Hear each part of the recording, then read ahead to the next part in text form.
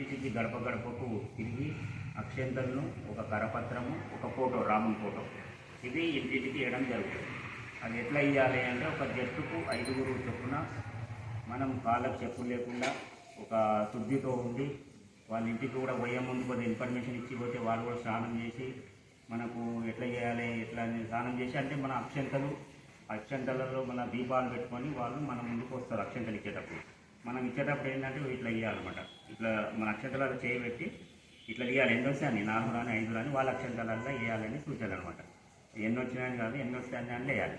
వేసి అక్షంతాన్ని మీరు రేపు శుభకార్యాలకు కానీ బర్త్డేలకు కానీ భద్రపరచుకొని వాటికి ఉపయోగపడితే మనకు అద్భుతంగా మనకు విజయాలు అవుతాయని చెప్పి వాళ్ళు చెప్పడం జరిగింది.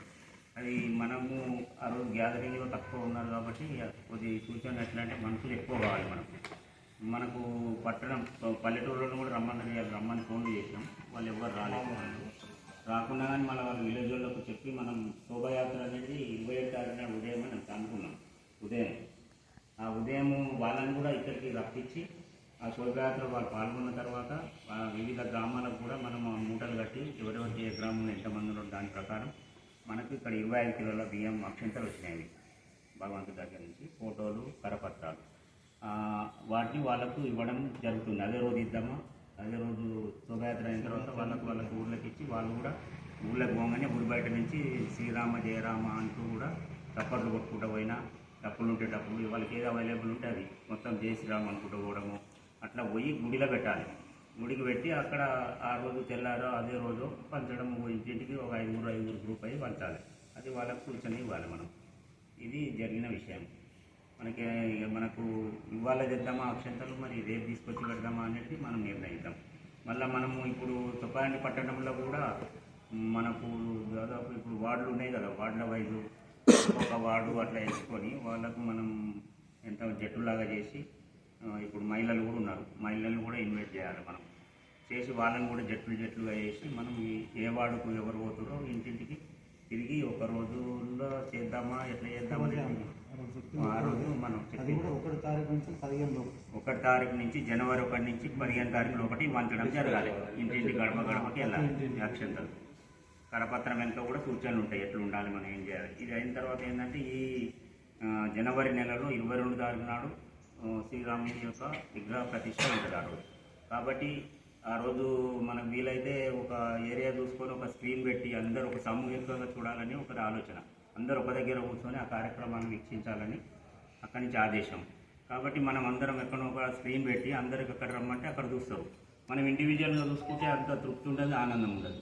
అందరు గ్రూప్లో చూసినామంటే ఆనందం జరుగుతుంది. ఒక సమూహంగా మనం చూడడం వల్ల దానికి పవర్ వస్తుంది.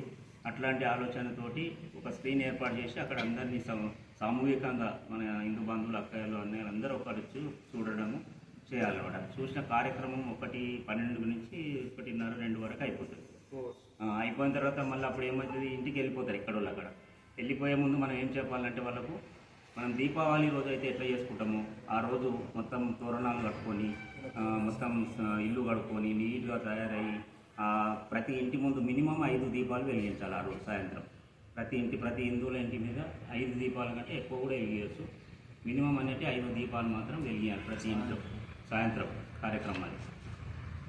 ఇది సూచన వచ్చింది. మనం కూడా వాళ్ళందరికీ చెప్పడం, సోషల్ మీడియా ద్వారా కానీ చెప్పడం ద్వారా వాళ్ళు కూడా ఎడ్యుకేట్ అవుతారు. వాళ్ళు ఏమేమి చేయాలనేది కూడా తెలుస్తుంది. మనం అక్షంతాలు తీసుకుపోయేటప్పుడు కూడా అక్షంతాలు ఈ వాడబోతున్నా అనౌన్స్మెంట్ చేస్తాము ముందుగా.